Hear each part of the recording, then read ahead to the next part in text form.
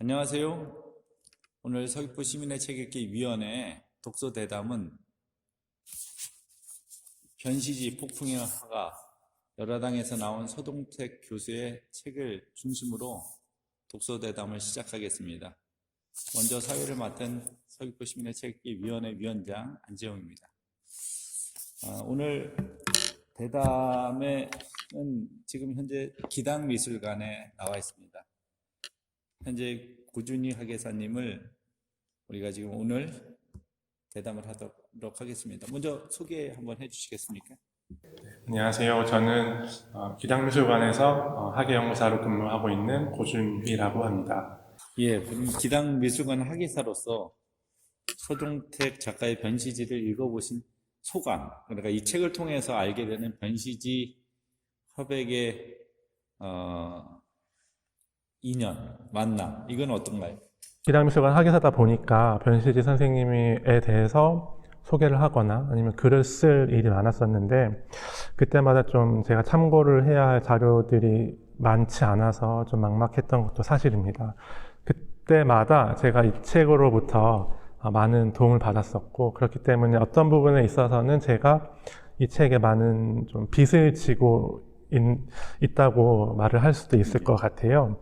그래서 지금 이 책은 이제 저자이신 서종택 교수가 변시지 선생님과 직접 만나서 이야기를 나눈 어떤 좀 생생한 그런 채록을 비롯해서 변시지 선생님의 작품과 인생에 대해서 그러니까 미술을 전공하지 않은 일반인들이 읽기에도 너무 어렵지 않게 이제 글을 쓴 거는 정말 탁월한 선택이었다고 생각을 하고요. 그렇기 때문에 그 변시지라는 화가에 관심이 있으신 분이 변시지 선생님에 대해서 알아가는데 입문서로서 또 가장 좋은 자료가 되는 책이라고 할 수 있을 것 같습니다. 예.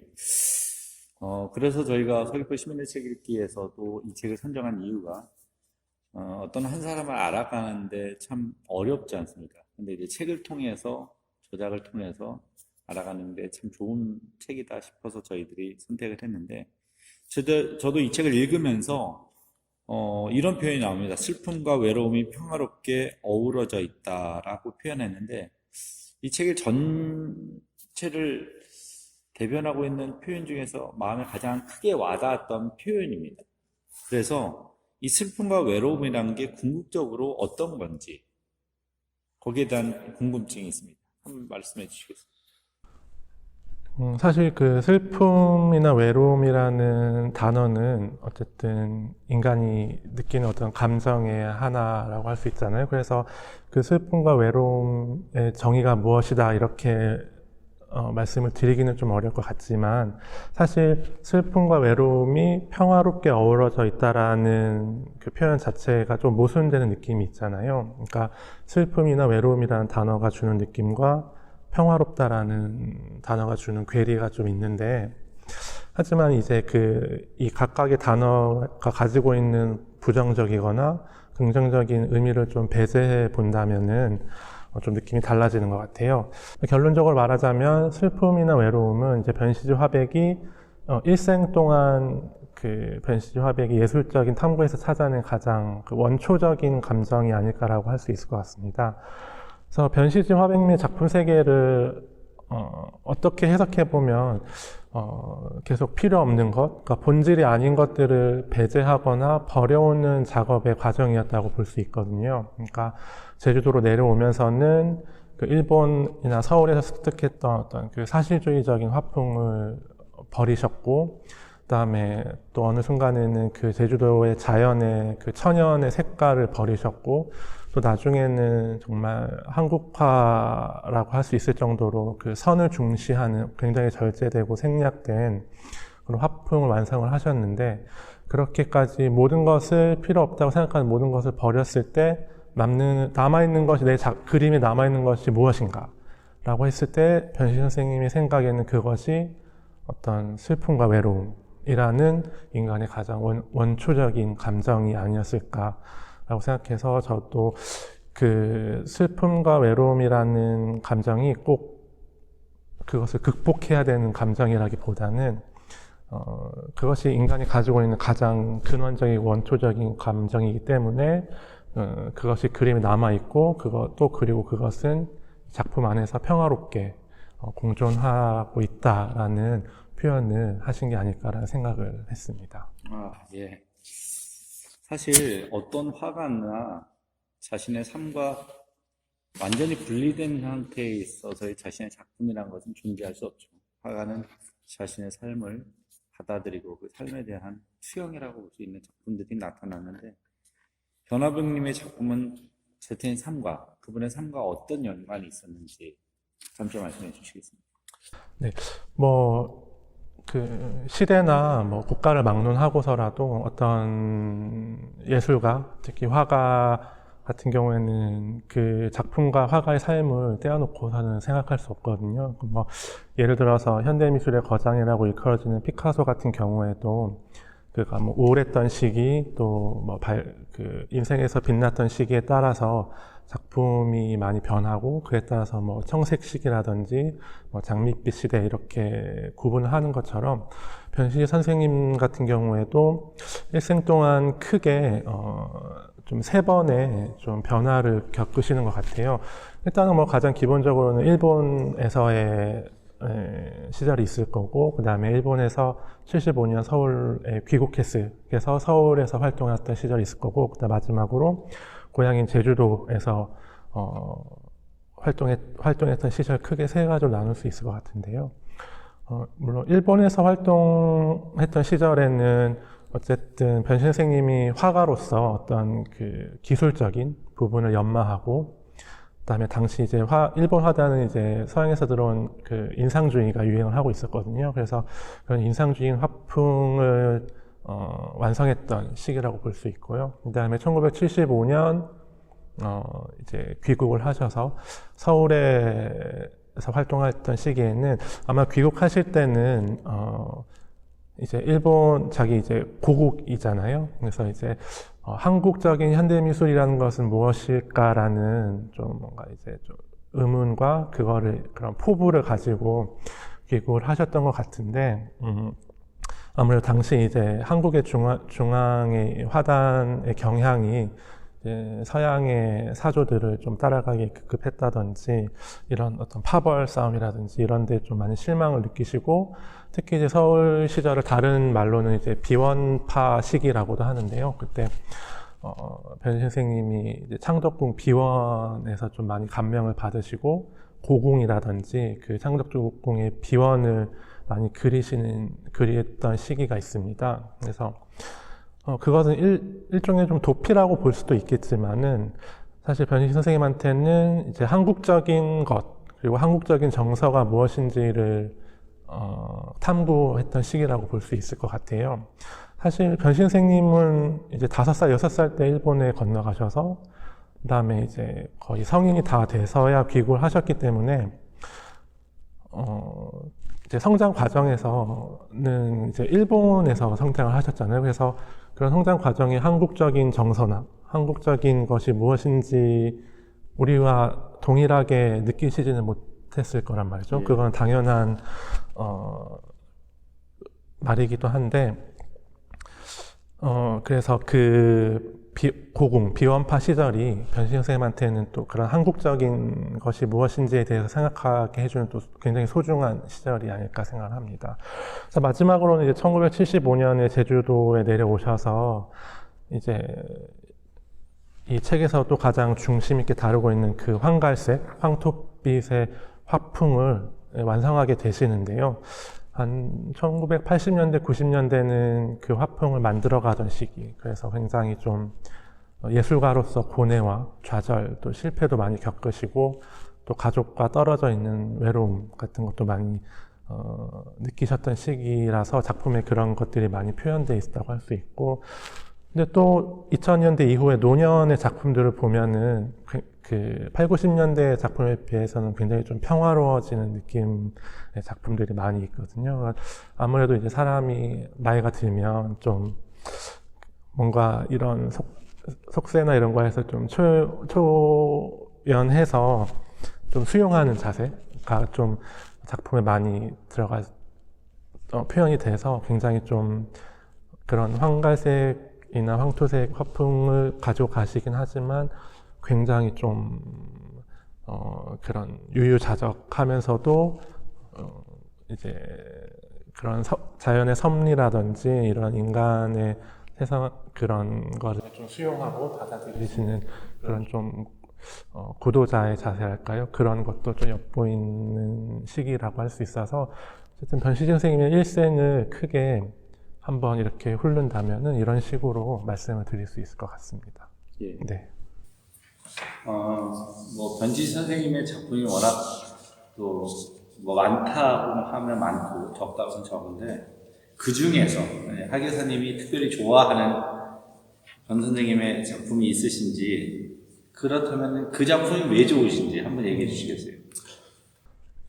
지금 기당미술관 그 상설 전시실에 지금 변시 선생님 작품이 한 25점 정도 네, 전시가 되고 있는데 아무래도 제가 거의 매일 보는 작품이다 보니까 그 중에서 제가 가장 좋아하는 작품을 골라보자면 그 1983년에 그리신 폭풍이라는 작품이거든요. 그래서 오늘 다루는 이 책의 제목도 변시지 폭풍의 화가라고 하는 것처럼 이제 왜 변시지가 폭풍의 화가라는 별명을 얻게 되었는지 가장 잘 보여주는 작품이 아닐까 싶습니다. 그래서 1983년이라면은 앞서 말씀드렸던 것처럼 변시지 화백님이 이제 제주도에 내려오셔서 이 본인만의 그 화풍을 완성하기 위해서 정말 예술가로서 치열하고 또 가장 좀 정열적으로 그런 예술적 탐구를 했던 시기이기도 하고 또 개인의 인생으로서도 가족과 떨어져서 그렇게 고향이지만 이렇게 타지에서 작업을 해왔던 시기이기도 하거든요. 그래서 그 당시에 그 작가 마음속에 그 휘몰아치던 폭풍을 가장 좀 직접적으로 드러낸 작품이 아닐까 싶습니다. 그래서 변시지 선생님 작품에 흔히 들어가는 소재들은 다 들어가 있거든요. 예를 들면 뭐 폭풍을 스치는 바다라든지, 그다음에 뭐 초가집, 그다음에 좀 앙상하게 남은 소나무라든지 조랑말, 그다음에 지팡이를 들고 있는 남자 같은 그런 소재는 다 들어가 있는데 정말 그 폭풍이 정말 그 남자와 조랑말 집을 집어삼킬 듯이 이렇게 닥쳐오고 있고, 조랑말 같은 경우에는 그 지팡이를 든 사나이를 좀 보호하듯이, 그리고 사나이는 그 지팡이 하나와 조랑말에 의지해서 이제 겨우겨우 서 있는 그런 모습을 표현한 작품입니다. 그리고 전체적인 색조도 황갈색이라기보다는 좀 더 붉은 기운이 들게 하고, 그다음에 그 검은 하늘과 그 흰색의 그 파도의 포말이 대비를 이루어서 굉장히 위기감을 고조시키는 작품인데요. 그리고 이 작품이 조금 더 특별한 것은 자세히 보시면은 이제 물감을 칠하고 아주 날카로운 송곳이나 어떤 칼 같은 걸로 이렇게 긁어내서 표현을 하신 흔적이 있거든요. 그래서 그런 것들을 보면 정말 이제 한치에 물러설 것도 없고 좀 남아있는 것도 없다. 이런 처절함을 좀 직접적으로 전달해주는 그림이 아닐까 싶어서 모르겠습니다. 제가 조금 더 아직 더 나이를 먹으면 좀 그렇게 평화롭고 적막한 비애를 다룬 작품이 좋을 수도 있는데 지금은 어떻게 이렇게 예술가의 그 고뇌와 번민이 좀 직접적으로 표현된 작품에 좀 더 매료가 되는 게 아닐까 생각을 합니다. 예. 모두 다 변시지 화백께서 그리고 만든 작품이지만 그리고 그 작품을 통과하는 일관된 그런 관점도 있지만 또 작품마다 변화가 있기 때문에 작품마다 이런 점을 좀 주의 깊게 보면 참 좋을 것 같다라는 생각들이 있습니다. 어떤 사람은 작품을 보면서 다 똑같지, 비슷하지 이렇게 생각하지만 실제로는 그렇지 않거든요. 각 작품마다 변화가 있고 변주가 있는데 변시지 화백님의 작품 중 기당에 소장된 아까 얘기하셨던 25 작품 중에서 이런 작품은 이런 거를 중심으로 봤으면 좋겠다라는 것이 있으면 한번 소개해 주시겠어요? 지금 기당미술관 이제 상설 전시실에 전시되고 있는 변시지 화백님의 작품들은 대부분이 1980년대 초반에서 중반 정도에 제작된 그런 작품들이거든요. 그래서 이 책에 보면은 이제 변시지 선생님이 이렇게 뭔가 정광석화처럼 이렇게 황토빛이라는 것을 체험한 것이 1970년대 후반이라고 서술을 하고 있고, 그것이 이제 본격적으로 작품에 나타나기 시작한 것이 이제 한 80년, 81년부터라고 할 수 있거든요. 그렇게 해서 이제 기당미술관에 있는 작품들이 뭐 80년대 초반, 중반의 작품들이라면은 변시지 선생님이 그 황갈색, 황토색의 화풍을 만들어가던 어떤 형성기 혹은 그 화풍을 만들어가는 과도기에 있었던 작품들이라고 할 수 있을 것 같아요. 근데 이게 뭐 말이 좋아서 형성기나 과도기라는 이제 뭐 저희가 뭐 학술적으로나 평론 쪽에서는 이런 표현을 쓰는데, 말이 좋아서 그렇지 그 한 예술가가 그 자기만의 화풍을 완성하기 위해서 형성기나 과도기는 굉장히 치열하게 어떤 고민하고 또 번뇌했던 시기라고 또 치환해서 말을 할 수 있을 것 같아요. 그래서 그런 그 기당미술관에 있는 작품들은 변시지 화백님이 그런 황토색 그 화풍을 완성하기까지 얼마나 많은 시행착오나 어떤 고민들을 했는지를 가장 잘 보여주는 시기의 작품이라는 점에 좀 주목을 해서 감상을 하시면 좋을 것 같고, 작품을 하나 고르자면 역시 가장 또 대표작이라고 할 수 있는 1982년작 태풍이라는 작품이 있습니다. 그래서 한 180에 230 정도 되는, 한 150호 정도 되는 대형 작품이거든요. 그래서 그 변시지 선생님이 그 이전에 서울이나 일본에서 활동하셨던 그런 사실주의적인 화풍의 여운이 남아있어요. 남아있으면서도 그 황토빛으로 물들어가는 그 제주도의 풍경이 한 작품 안에 동시에 들어가 있는 작품이고, 또 굉장히 규격이 크기 때문에 또 보는 이들을 좀 압도하는 매력이 있고, 관람객들도 가장 사랑하는 기당미술관의 작품이기 때문에 한번 눈여겨서 보시면 좋을 것 같습니다. 변화백님의 작품에는 늘 등장하는 대상이 있습니다. 빠질 수 없는. 예를 들자면 태양, 바다, 바람, 갈매기, 폭풍, 까마귀, 조랑말, 사나이. 제가 직접적으로 묻고 싶은 건 사나이가 변화백님 자신인가요? 일단은 변시지 화백님이 그거에 대해서 저것이 나다라고는 하시진 않으셨던 것 같아요. 하지만 어쨌든 아시다시피 사나이가 지팡이를 짚고 있고, 그다음에 그러니까 변시지 선생님도 어렸을 때 이제 씨름을 하시다가 다리를 다치셨기 때문에 이제 평생 이제 지팡이를 들고 다니셨거든요. 그렇기도 하고, 그다음에 몇몇 작품에서는 그 사나이가 이제 캔버스를 앞에 두고 그림을 그리는 게 표현된 그림도 있거든요.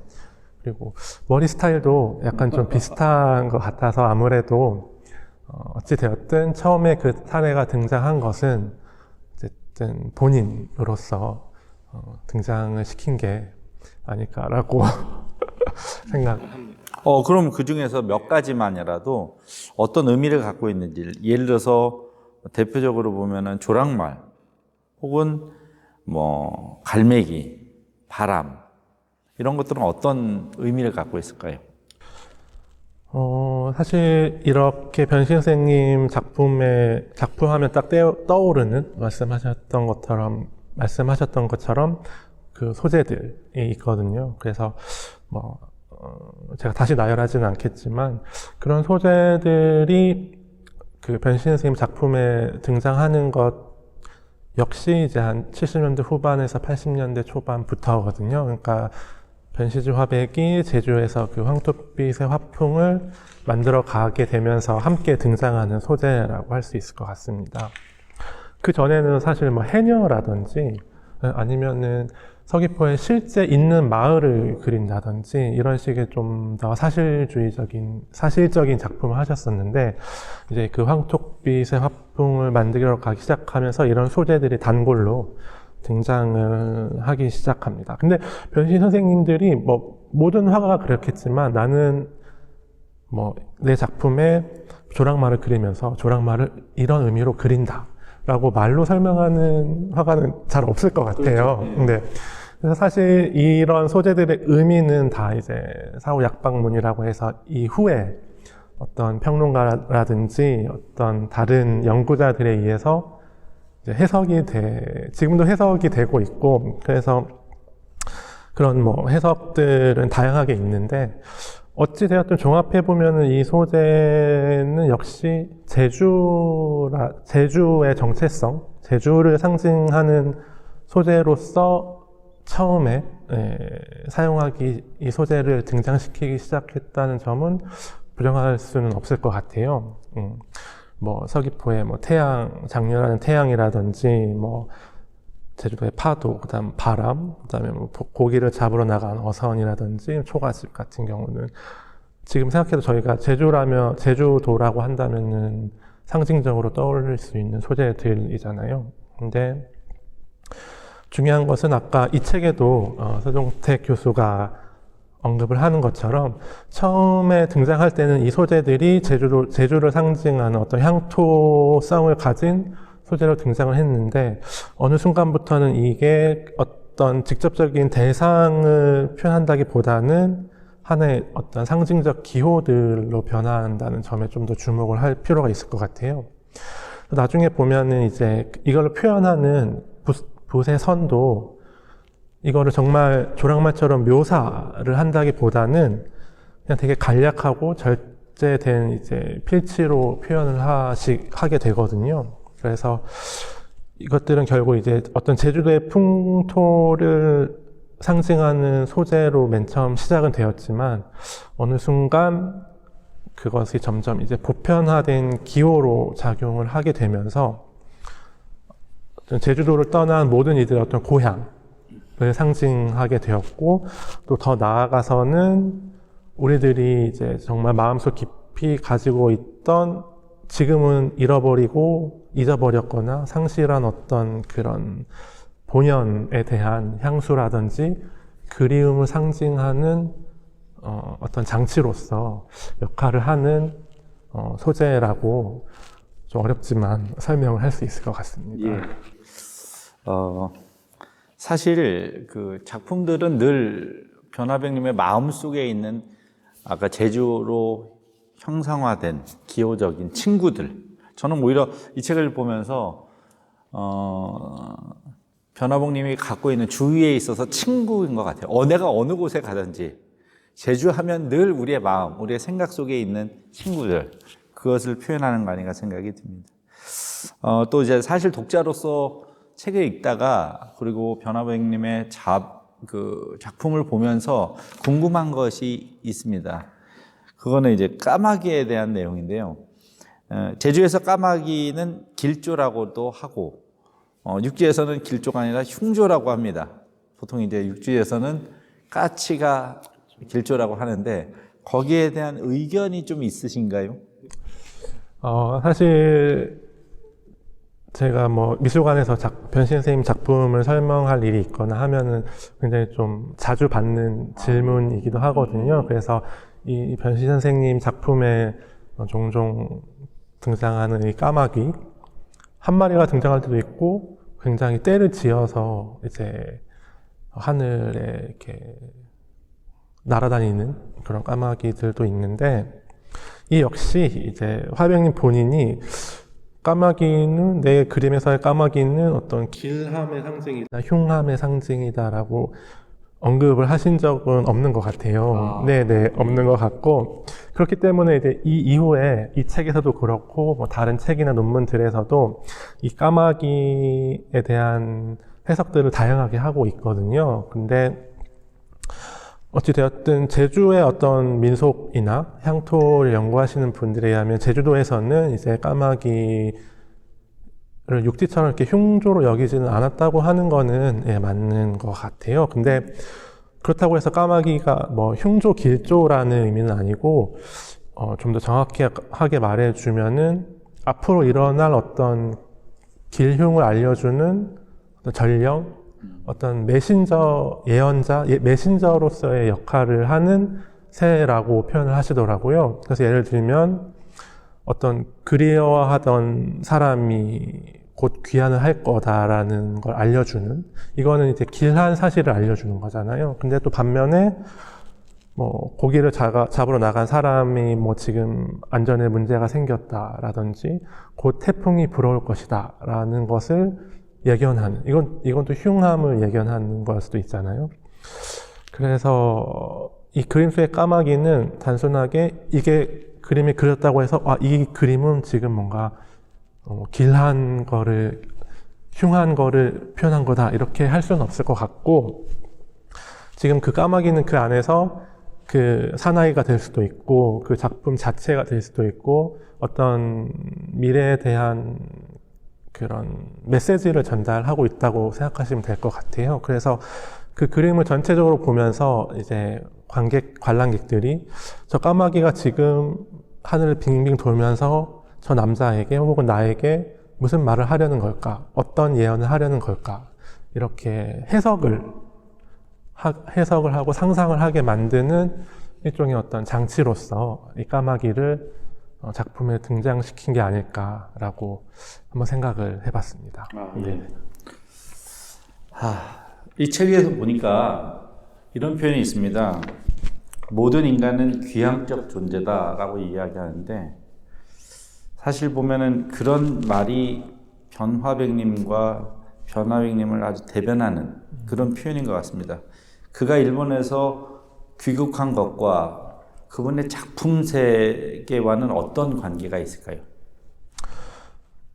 여기 이 책에가 말씀하셨던 것처럼 모든 인간은 귀향적 존재라는 부분에 대해서, 이 귀향이라는 것은 단순히 어떤 고향으로, 물리적인 고향으로 돌아간다기보다는 어쨌든 자기가 속해 있던 아니면 자기 마음속에 어떤 본연의 어떤 그 위치로 돌아가려는 본능이 있다는 거에 대해서 표현을 한 것 같은데, 변시지 화백님 역시 인생을 통틀어 보면은 이 귀향이라는 표현을 쓸 수 있는 게 크게 2번 정도 있었다고 볼 수 있을 것 같아요.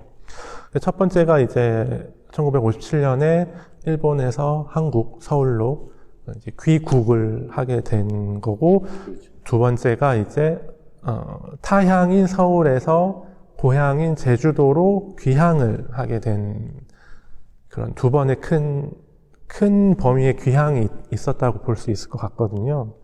그래서 앞서 말씀드렸던 것처럼 이러한 2번의 그 되돌아옴은 결론적으로 이제 변시지 화백이 원래 가지고 있었던 어떤 정체성으로의 귀향이라는 표현을 쓸 수 있을 것 같습니다.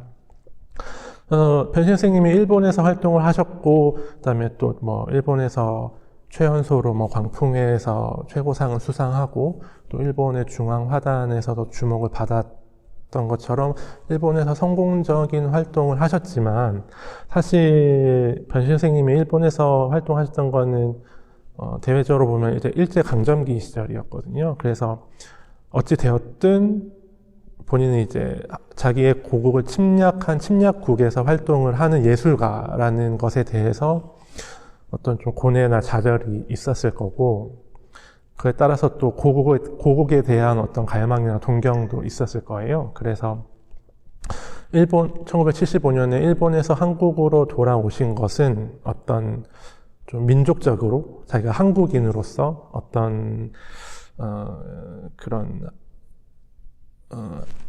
내 같은 나라의 사람들과 함께 좀 동질감, 그 한국적인 것이 무엇인지 내 고국에 대한 그런 정체성을 좀 찾으려고 하는 귀향이었다고 볼 수 있을 것 같습니다. 그리고 또 당시 이제 일본 화단은 인상주의를 비롯한 서양의 화풍이 지배를 하고 있었는데, 변시지 선생님은 앞으로 한국에서 한국의 현대미술이 나아가야 할 방향에 대해서 또 모색을 하고 싶었던 욕심도 있기 때문에 이렇게 고국으로 귀국을 하셨던 거라고 볼 수 있고, 또 75년에 이제 고향인 제주로 귀국을 한 것은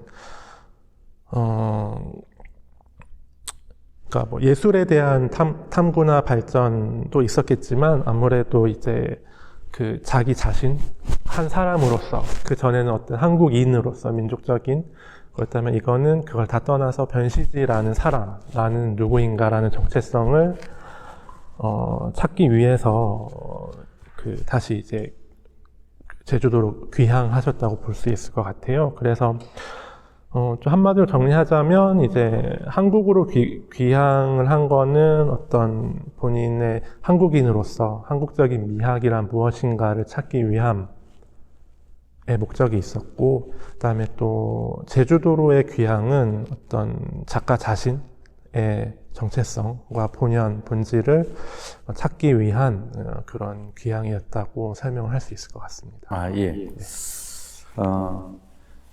처음 변화백님의 그 작품을 보는 사람도 눈에 띄는 건 크게 보면 두 가지인 것 같습니다. 하나는 이제 아까 얘기하셨지만은 그 상징화되고 기호화된 그 내용들. 근데 그것을 압도하는 것이 있다면 무엇보다도 우리가 얘기하는 황토색, 황갈색, 그 색깔 아닌가 생각이 듭니다. 저는 그거를 보면 볼수록 그런 생각이 들어요. 1975년 혹은 본인이 여기서 나서 자랐던 5, 6년간의 기간이 당시에 제주도가 그만큼 황토빛이 더 강렬했다고 생각이 듭니다. 물론 아쉽지만 지금은 건물도 많고 도로도 많이 개설돼서 그런지 몰라도 그 황토빛의 강렬한 것을 느끼기에는 제주도 서귀포가 조금 아쉽습니다. 어찌하건 간에 그 강렬한 황갈색 색채가 어디에서 왔을까? 그 주위에도 왔지만은 변화백님이 그 중에서도 황갈색을 잡았던, 그걸 선택했던 그 색상이 어디서 왔을까라는 궁금함이 있습니다. 그 내용 한번 얘기해 주시겠습니까? 일단은 오늘 다루는 변시지, 폭풍의 화가라는 책에서는 저도 그 전에 얼핏 얘기를 들었었는데, 저는 변시 선생님이 어느 날 문득 어떤 여름날 오후에 낮잠에서 깨어나서 마당을 봤는데 온 세상이 황갈색으로 보여서 그때부터 어떤 이런 황갈색의 여정이 시작되었다고 들어서 알고 있었는데, 또 이 책에서는 또 다르게 서술이 되고 있는 게, 어쨌든 그 아침에 변시지 화백님이 좀 피곤한 그 전날 작업을 많이 하셔서 피곤한 상태에서 일어나서 캔버스를 봤는데 캔버스가 흰색으로 보이지 않고 이제 황토색, 황갈색으로 보였다. 그래서 그때 이제 뭔가 이제 머리를 망치로 맞은 것처럼 그 순간부터 이거다라는, 여기서 또 유레카라는 표현을 쓰거든요. 그 순간 이제 어떤 깨달음이 있으셨다는 거죠. 그래서 그런 시작이 그렇게 돼 있다고 서술이 되어 있는데, 모르죠. 왜 그 캔버스가 순간 황갈색으로 보였는지는 모르겠지만,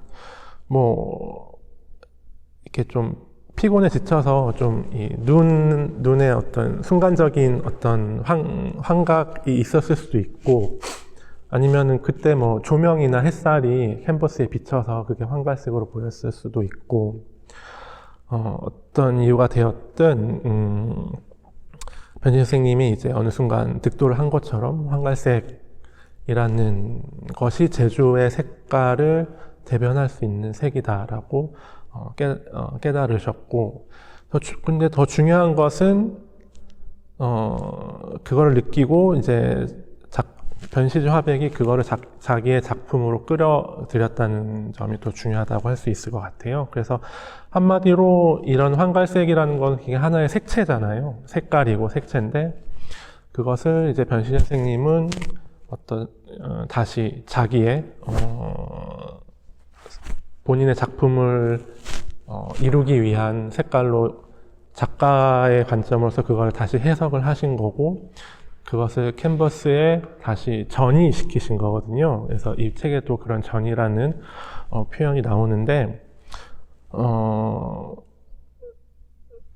결론적으로는 이제 변시지 화백님은 이후에 또 변시지 화백리의 작품을 지배하게 되는 이 황갈색, 황토색이라는 것은, 맨 처음에 찾아온 건 어떤 무의식적으로 변시지 선생님한테 찾아온 색깔이었을지는 모르겠지만, 어쨌든 그 이후에는 변시지 선생님이 이것을 제주도의 빛으로서, 제주도의 색채로서, 다시 해석하고, 재해석하고, 재탄생시키는 작업의 결과물로서 작용한 것이 아닐까라고 생각을 해보았습니다. 예. 네. 이 책을 보면서 제가 생각하기를 변화백님을 표현하는 그 말이 여러 가지가 있지 않을까 생각이 드는데, 이 폭풍의 화가라고 표현하는 건 개인적으로는 어떻게 동의하십니까? 예, 네, 좋은 표현이고, 네. 네. 제가 알기로 이 변시 선생님의 가장 대표적인 별칭이라고 해야 될까요? 예, 어떤 예. 수식하는, 말이 폭풍의 화가라는 표현이 아마 이 책에서 저는 비롯된 걸로 알고 있거든요. 예. 그래서 이 책의 초판이 2000년도에 나왔고, 그래서 아마 그때 이제 폭풍의 화가라는 이 저자가 변시지 선생님을 표현할 수 있는 단어는 폭풍의 화가다라고 했고, 근데 그때 또 변시지 선생님이 이제 살아 계셨을 그 한창 작품을 하셨던 시기라는 점을 감안해 보면은 본인도 그런 별칭이 싫지는 않으셨던 것 같아요. 네, 그래서 그 이후로도 이제 이게 많은 곳곳에서 변시지 있는 폭풍의 화가다 이런 식으로 수식어가 많이 알려지게 되었는데요. 물론 이 폭풍의 화가라는 표현도 굉장히 좋은, 변시 선생님을 표현하는 데 좋은 표현이라고 생각을 하는데, 근데 또 작가의 어떤 일생, 한 평생에 걸친 작품 예술 세계를 어떤 한 가지의 단어로 표현한다는 것이 또 얼마나 어려운 일인지에 대해서 또 그리고 그 단어가 이 작가의 모든 것을 표현할 수 있는가라고 생각을 해봤을 때는 이 폭풍의 화가라는 표현은 한 변시 선생님이 한 80년대, 90년대, 2000년대 초반 정도까지